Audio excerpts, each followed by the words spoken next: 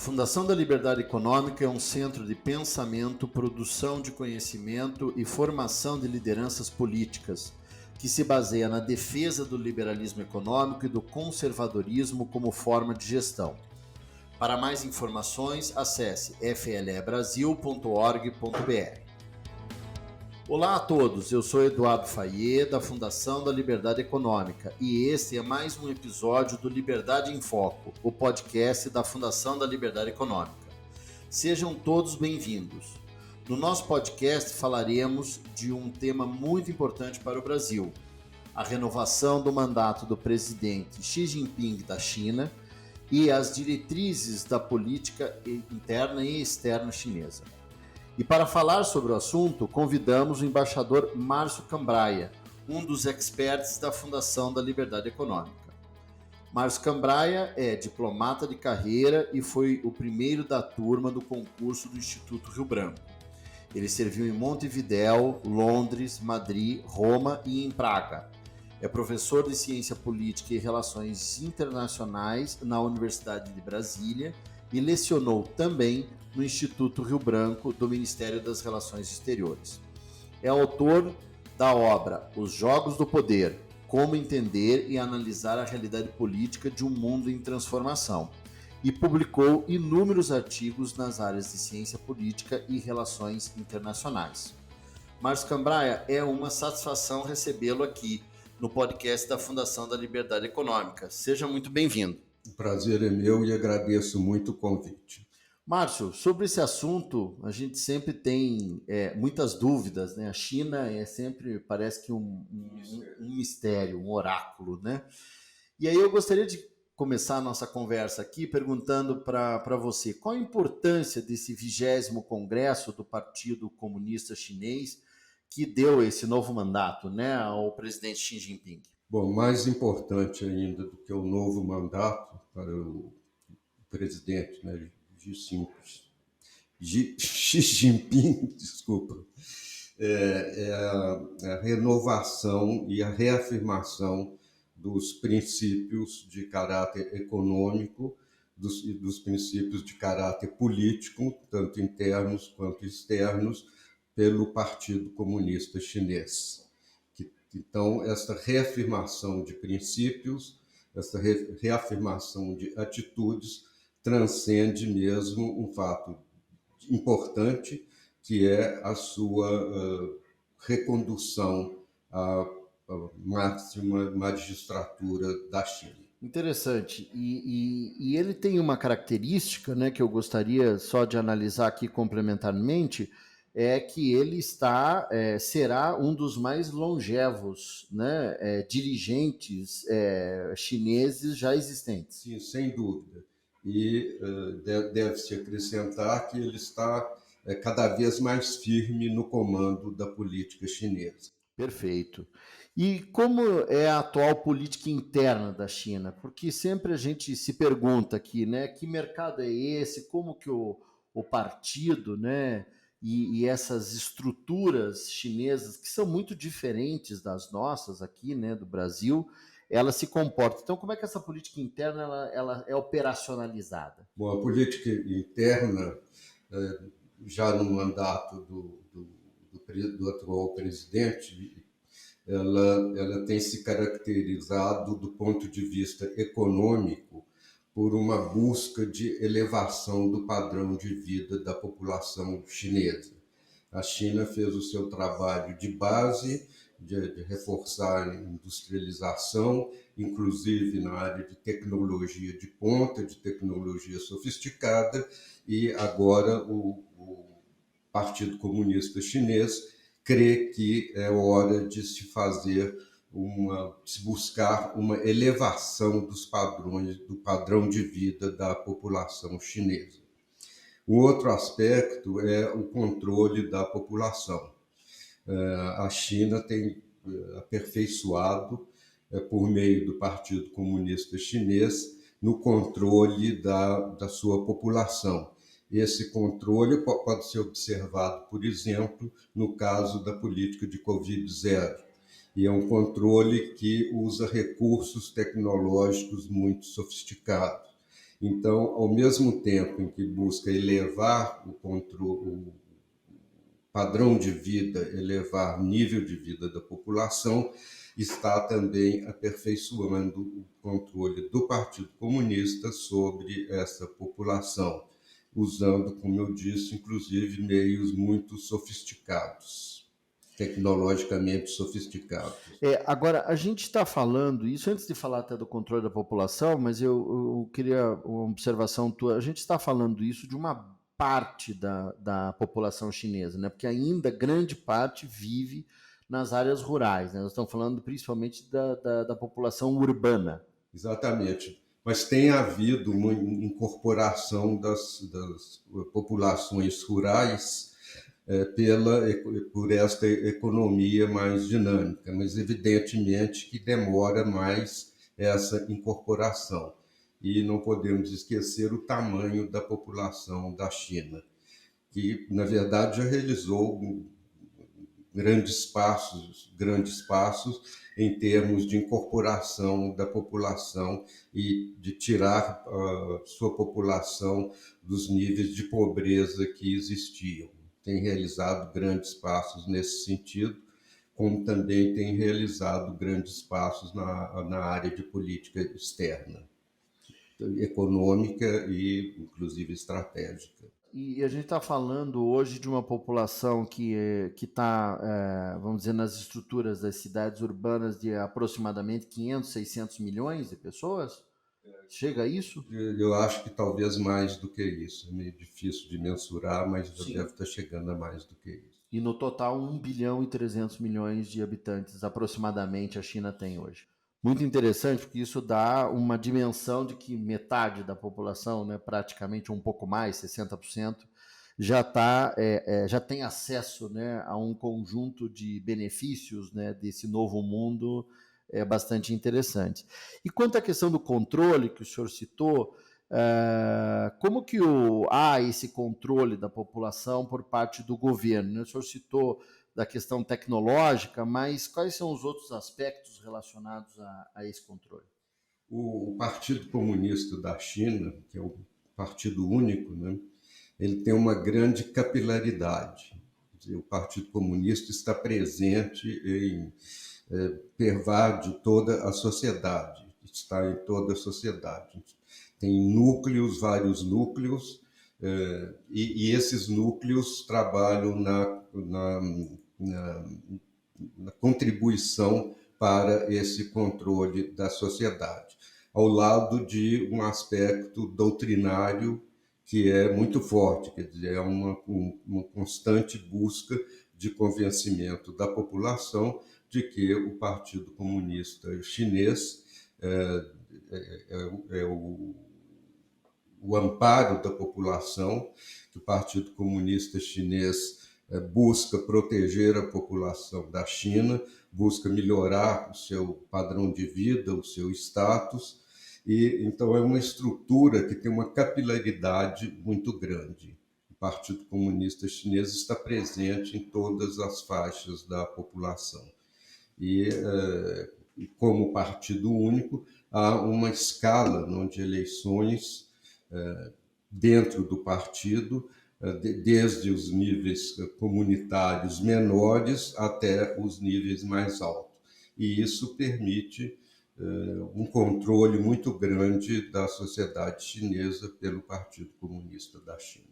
E uma outra questão, e como fica agora a política externa, né, chinesa? Aí tem toda a questão com os Estados Unidos, né, uma discussão, a gente recebe aqui no Brasil várias informações sobre essas discussões, né? E ultimamente até já tem tido notícias aí de uma eventual reconfiguração da parceria, né, entre os Estados Unidos e a China, né? Os Estados Unidos e a China andaram meio, né, estranhados, vamos chamar assim, né, nos últimos tempos, mas ultimamente já tem reconstruído aí pontes, né, no sentido de uma política externa mais pungente conjuntamente. E aí eu queria a sua análise em relação a isso. Bom, a política externa chinesa ela é muito pragmática. E o objetivo da China, atualmente, desde alguns anos, mas atualmente muito vivo, é se transformar em uma superpotência, é ter a capacidade de projetar seu poder em nível mundial, projetar seu poder tanto econômico quanto tecnológico, comercial, para o globo, para o mundo todo. E ele está, então, a passos largos no caminho de se transformar em uma superpotência. E nós teríamos, então, duas superpotências, os Estados Unidos e a China. Nesse caminho, a China interessa uma situação de estabilidade, uma situação de tranquilidade internacional. A China não interessa entrar em conflitos nesse momento, pelo menos. Ela deseja principalmente consolidar a sua posição, que almeja de ser uma potência de caráter econômico, de caráter comercial, de uma superpotência, melhor dizendo, de caráter tecnológico e de caráter militar. Os atritos que você acaba de citar, eles podem ser simbolizados pelas visitas de delegações americanas, do parlamento americano, à ilha de Taiwan, que é considerada pela China parte integrante de seu território. A China reagiu a essas visitas com manobras militares no Estreito de Taiwan, manobras militares em volta de Taiwan, e o presidente chinês chegou a dizer que preferia que a situação de Taiwan fosse resolvida por meios pacíficos, mas que não descartava o uso de força caso necessário. Bom, essa situação é uma situação muito perigosa, porque os Estados Unidos têm um compromisso de defesa de Taiwan, que, diga-se de passagem, é uma ilha que tem uma indústria avançadíssima na área de tipos de semicondutores. Mas a China não interessa, no momento, uma ação bélica para reintegrar Taiwan, porque a China interessa exatamente uma situação em que ela possa ir cada vez mais avançando no caminho de ser a nova superpotência, que já está quase. Agora, em outubro, por ocasião da reunião do G20 em Bali, houve um encontro pessoal entre os presidentes da China e o presidente dos Estados Unidos. O principal aspecto desta reunião, que teve como pano de fundo a reunião do G20, foi exatamente a retomada de contato direto entre os Estados Unidos e a China. Ou seja, o principal aspecto desta reunião bilateral foi a desobstrução de dutos de comunicação entre as duas potências. Então, que combinaram, por exemplo, reuniões de altos funcionários, reuniões diplomáticas, e existem duas grandes áreas de disputa entre os Estados Unidos e a China. Uma é a área tecnológica e outra este problema de Taiwan. E a grande notícia para o mundo, para nós, inclusive para o Brasil, é que existem atualmente esses contatos, existem atualmente esses condutos de comunicação que estavam desligados, estavam obstruídos entre os Estados Unidos e entre altos funcionários, entre diplomatas, entre militares, entre agentes de informação, de inteligência dos dois países, o que faz com que se evite riscos desnecessários de algum incidente, por exemplo, em Taiwan, no entorno de Taiwan, que possa levar à deflagração de um conflito direto entre as duas potências. Interessante, porque nesse cenário que se coloca principalmente com guerra entre Rússia e Ucrânia, né, esses eventuais possibilidades de conflitos, né, isso, quer dizer, não interessa nem a China e me parece também que os Estados Unidos têm uma posição similar, né, que tem tentado diminuir os seus conflitos para que possa criar uma estabilidade mundial e podermos voltarmos a crescer. Esse é um aspecto importante, me parece que o seu comentário é nesse sentido e corrobora com essa situação. No caso da Rússia é muito interessante, porque a China, ela logo no começo, antes da invasão da Ucrânia, ela fez uma manifestação forte de parceria, de amizade, de aliança com a Rússia. No entanto, a China nunca pensou em participar desse conflito. Tem ajudado a Rússia na área de combater as sanções ocidentais, mas nunca chegou a pensar em fornecer armas, fornecer ajuda militar para a Rússia, apesar de aliados tradicionais, foram aliados durante praticamente toda a Guerra Fria, né?